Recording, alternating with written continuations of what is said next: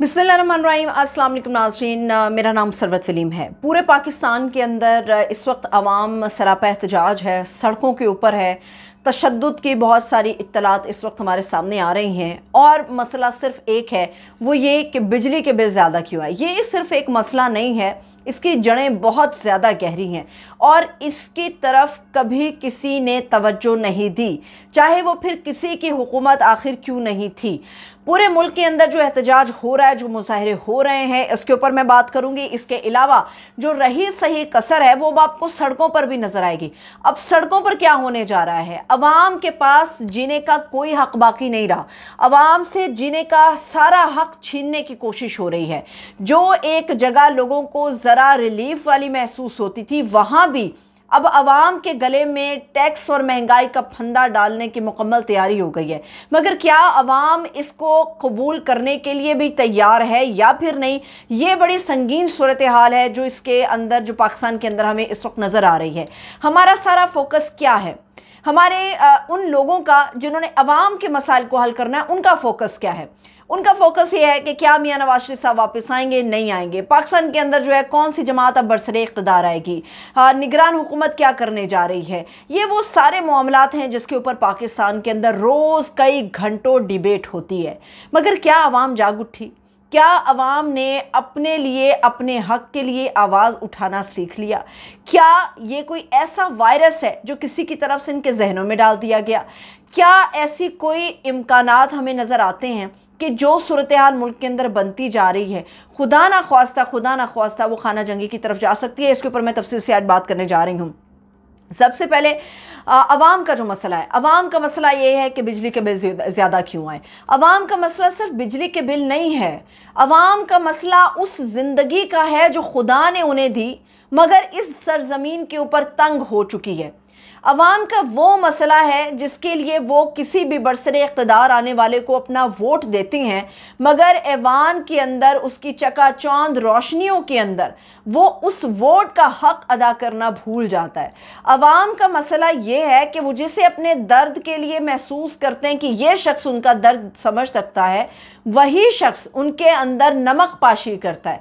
अवाम का दर्द ये है कि क्या हमें इस मुल्क में रहना चाहिए या नहीं, उसका सबूत मिलता है पासपोर्ट के ऑफिस के बाहर खड़ी एक लंबी कतारों के अंदर। रोज़ाना 40 से 45 हज़ार अफराद पाकिस्तान के अंदर अपना पासपोर्ट बनवाने के लिए या रिन्यू कराने के लिए या किसी भी और मकसद के लिए कि वो किसी भी तरह इस मुल्क से बाहर चले जाएं, 40 से 45 हज़ार लोग रोज़ाना पासपोर्ट ऑफिस के बाहर मौजूद होते हैं। अवाम का मसला ये है कि जो ज़िंदगी उन्हें खुदा ने दी वो एक बेहतर तरीके से गुजारना चाहते हैं।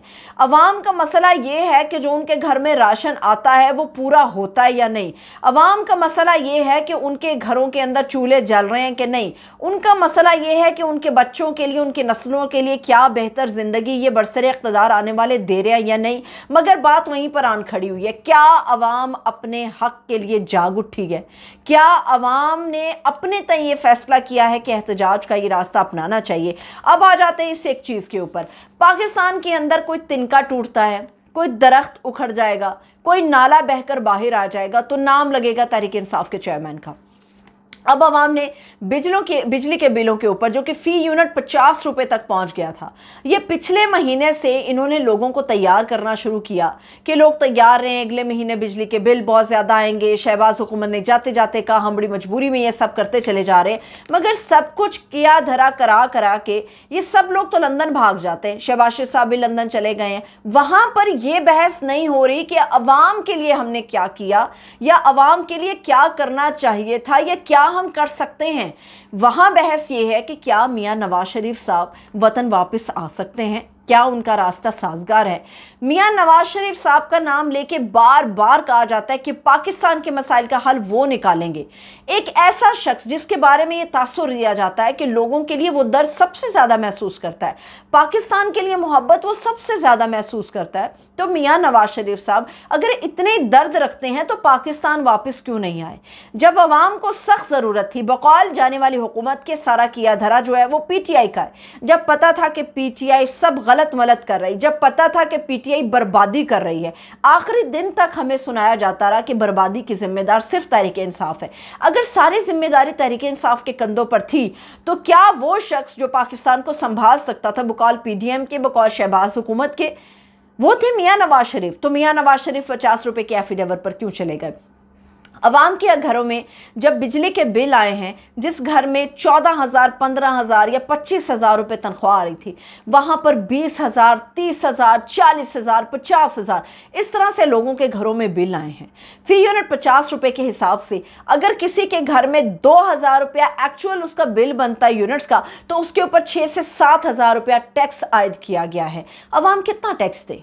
अवाम इनडायरेक्टली 80 to 90% टैक्स अपना अदा करती है। डायरेक्टली सिर्फ 10% है जिसके ऊपर कहा जाता है कि अवाम टैक्स नहीं देती। इनडायरेक्ट टैक्सेस के मत में हर बंदा टैक्स देता है। माचिस की एक डिबिया खरीदने से लेकर घर के अंदर आने वाली हर एक छोटी चीज तक अवाम टैक्स अदा करती है। ये इनडायरेक्ट टैक्सेस हैं जो अवाम अदा करती है। हमें कहा जाता है कि डबो दिया पीटीआई ने। 75 साल हो गए इस मुल्क को हासिल किए हुए। इन 75 सालों में क्या हमारे पास इतने वसाइल मौजूद नहीं थे कि हम अपनी आवाम को एक बेहतर जिंदगी दे सकते? एटलीस्ट एक बेहतर जिंदगी जो वो डिजर्व करते हैं, हम नहीं दे सके। हमारे मुल्क में सबसे ज्यादा क्या है? हमारे मुल्क में चोरी है, हमारे मुल्क में करप्शन है, हमारे मुल्क में लूटमार है, जिसका दिफा बार बार हर दूसरा शख्स टीवी पर बैठकर करता है। अवाम के मसाइल की आज तक बात किसने की? जब मेरे और आपके घरों पर वोट हासिल करने के लिए आना होता है तो ये लोग लंबी तकरीरें करते हैं, हम अवाम के लिए ये कर देंगे, हम अवाम के लिए वो कर देंगे, और हम अंधे लोगों की तरह इन्हीं लोगों को वोट अपना कास्ट करते हैं। पूरे मुल्क के अंदर जहां जहां पर मीटर रीडिंग के लिए मीटर रीडर्स जा रहे हैं, वहां पर उनको तशद्दुद का निशाना बनाया जा रहा है। पेस्को हो, आयस्को हो, लेस्को हो, इन तमाम जगहों पर जो है पुलिस की नफरी को तलब कर लिया गया है, क्योंकि लोग इस तरफ बढ़ रहे हैं कि अमलाक को नुकसान पहुंचाया जा सकता है, खुदा ना ख्वास्ता खाना जंगी की तरफ सूरत हाल जा सकते हैं। ये वो एक ऐसी तस्वीर मैं आप लोगों के सामने रख रही हूं जिसकी तरफ बार बार इशारा तहरीक इंसाफ का वो चेयरमैन कर रहा था जो आज कैदी नंबर 804 के टैग को लिए हुए अटक जेल की बैरक के अंदर मौजूद है, जिसको लम्हा बलम्हा कैच किया जाता है, रिकॉर्ड किया जाता है कैमरे के अंदर। वो शख्स बार बार ये बात कर रहा था कि खुदा के लिए ऐसा मत करें, आप लोग खाना जंगी की तरफ चले जाएंगे। बिल्कुल उसी तरह जैसे हमने श्रीलंका के अंदर देखा, श्रीलंका में यही हुआ। इन्होंने अवाम को मेंटली तौर पर तैयार करना शुरू किया कि आप लोग तैयार हो जाइए, बिजली के बिल ज़्यादा आएंगे। मगर बिजली के बिल नहीं, पेट्रोल आपने सरों के आसमान के ऊपर चढ़ा दिया, बिजली के रेट आपने आसमान के ऊपर चढ़ा दिए, बच्चों की फीस अदा करना मुश्किल है, इस मुल्क में रोजगार मुश्किल है, इस मुल्क में टैक्सेस की भरमार है। 40-45 हज़ार लोग पासपोर्ट के ऑफिस के बाहर मौजूद होते हैं। 5 लाख से 10 लाख का क्राइटेरिया जो हर साल पाकिस्तान से नौजवान जा रहा है, और इसमें हमारा सारा कारीगर तबका मौजूद है, इसमें हमारा सारा हुनरमंद तबका मौजूद है, मगर कोई भी इसके ऊपर तवज्जो नहीं दे रहा। क्या हमारे कान उस वक्त खड़े नहीं हो जाने चाहिए थे जब गैर कानूनी तरीके से कश्तियों में बैठकर लोग अपनी जान के लिए, जान की परवाह किए बगैर अपने खानदानों के लिए, बीवी के लिए, बच्चों के लिए जा रहे थे? हमारी औरतें तक गैर कानूनी तरीके से उन्होंने जाना प्रेफर किया इस मुल्क में रहने की बजाय। क्यों? क्योंकि यहां पर नाइंसाफी है। यहां पर इंसाफ किसके लिए? इंसाफ हर उस शख्स के लिए जो एक बड़ी गाड़ी में बैठता है, बड़े घर में रहता है, बड़े ताल्लुक वास्ते वाला है, ऐवान के अंदर मौजूद होता है। सिर्फ पाकिस्तान में इंसाफ उन लोगों के लिए है। आप अवाम के ऊपर सारा बोझ डाल देते हैं। हम सब जानते हैं कि जहां जहां पर बिजली चोरी होती है, आप उन लोगों को तो पकड़ नहीं सकते जहां पर बिजली चोरी होती है। जो लोग अपने बिजली का बिल अदा करते हैं, बिजली चोरी का बिल भी इजाफी उनके कंधों पर डाल दिया जाता है। ये जो सैकड़ों की तादाद में फ्री यूनिट्स मिलते हैं उन लोगों को जो वाकई इसकी हैसियत रखते हैं अदा करने के बिल, उनको फ्री यूनिट्स क्यों देते हैं? क्या गवर्नमेंट को नहीं चाहिए कि जो लोग सरकारी नौकरियों पर मौजूद है उनको फ्री यूनिट्स किस हिसाब से मिलते हैं, उनको फ्री गैस किस हिसाब से मिलती है? 8-8, 10-10 एसी अपने घरों में ये लोग चलाते हैं जिनके पास फ्री यूनिट्स होते हैं, जो इस महकमे से ताल्लुक़ रखते हैं, जो हुकूमत के ऐवानों में बैठते हैं। अरबों रुपया तो आप लोग इनकी सब्सिडी पर लगा देते हैं, अरबों रुपया इनके सब्सिडीज पे लगता है। फ्री में इनको बड़ी लग्जरी गाड़ियां मिलती हैं, तनख्वाहें ये मोटी अदा लेते हैं अपने गवर्नमेंट की तरफ से, हर तरह की फ्री सर्विस ये लेते हैं। टीए इन लोगों को मिलता है। जो अवाम करती है उसका क्या? अवाम को एक ताना दिया जाता है कि आप टैक्स नहीं देते। जो इनडायरेक्ट टैक्स वसूल करते हैं उसका क्या? हमें सुनाई जाती है ये रामलीला कि IMF ने ये सारा कुछ किया, मैं खुद उन लोगों को जानती हूँ जिनके एक ही इलाके के अंदर ये सिर्फ जो ये चालाकी जो की गई है, ये जो करप्शन की गई है, ये जो हाथ मारा गया है हवा आवाम के साथ, ये सिर्फ बिजली के बिलों पर नहीं हुआ। जिन लोगों के घर में गैस का बिल आया है वहाँ भी ये हुआ। किसी के लिए सरचार्ज का जो टैक्स होता है वो किसी के लिए अलग लगाया गया है। एक ही लाइन के अंदर, एक ही घर के अंदर, एक ही पट्टी के अंदर, एक ही गली के अंदर, एक के घर में टैक्स जो है वो मीटर का अलग से डाला गया, एक के घर में अलग से डाला गया है, एक के घर में अलग से यूनिट्स के हिसाब से सारी रीडिंग हुई, एक के घर में अलग से हुई। ये हमारे मुल्क में चोरी चकारी बहुत पहले से होती है। मसला ये है कि अवाम अब उठ खड़ी हुई है। वो कहते हैं कि आपके पानी जब सर से गुजर जाना है, अवाम के सर से पानी गुजर गया है। रही सही बात आगे केयर टेकर गवर्नमेंट की, वो क्या करेगी? वो जो चंद दिन की मेहमान हुकूमत है वो क्या करेगी? मगर शायद ये भी मैं कह रही हूँ कि वो चंद दिन की मेहमान है, किसी को नहीं पता वो कितने दिनों की मेहमान है, कितने महीनों की मेहमान है, कोई इस बात को नहीं जानता। हम उस नहज पर आवाम को ले आए हैं कि वो खुदकुशी करने पर मजबूर हैं, वो मीटर रीडिंग के लिए आने वाले लोगों पर तशद्दुद करने पर मजबूर हो गए। अवाम के हाथ में जब इस तरह का तशद्दुद का आंसर आ जाता है तो ये अलार्मिंग है। हमें सोचना चाहिए, अगर ये बात तशद्दुद तक पहुंच गई, झड़पों तक पहुंच गई, खाना जंगी तक पहुंच गई, तो फिर कौन इसको रोकेगा?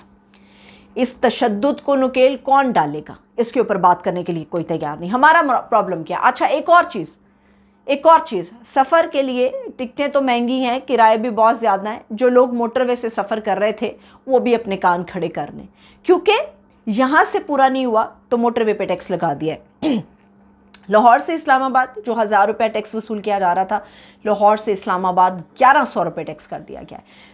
फैसला किया गया है कि कोई भी मोटरवे होगी उसके ऊपर फ़ी किलोमीटर 3 रुपये 7 पैसे जो है वो बढ़ा दिए गए हैं। तो उससे आप हिसाब लगा लीजिए। 1100 रुपये मैंने आपको बता दिया लाहौर से इस्लामाबाद का टोल टैक्स जो है वो वसूल किया जाएगा। बाकी जहाँ जहाँ पर भी आप मोटरवे इस्तेमाल कर रहे हैं वो आपकी मर्ज़ी है। GT रोड पर आप सफ़र नहीं कर सकते, हर दूसरे मिनट के बाद एक टोल प्लाजा आके खड़ा होता है, वहाँ पर आपको पैसे अदा करने होते हैं। अब आप GT रोड से सफ़र करें या मोटरवे से सफ़र करें, या बेहतर तो यही है कि अपने घरों के अंदर बैठे रहें, या शायद उससे भी ज़्यादा बेहतर है कि लोग जिस तरह से किनारा कशी कर रहे हैं, इस मुल्क से जा रहे हैं, तो बेहतर यह है कि वो भी लोग इस मुल्क से चले जाएं। अब आ जाते हैं हमारे मसाइल के ऊपर, क्योंकि हमारे मुल्क के अंदर, जैसे मैंने पहले कहा, हमारा मसला ये है कि तहरीक इंसाफ का जो चेयरमैन है, सारा किया धरा उसका है।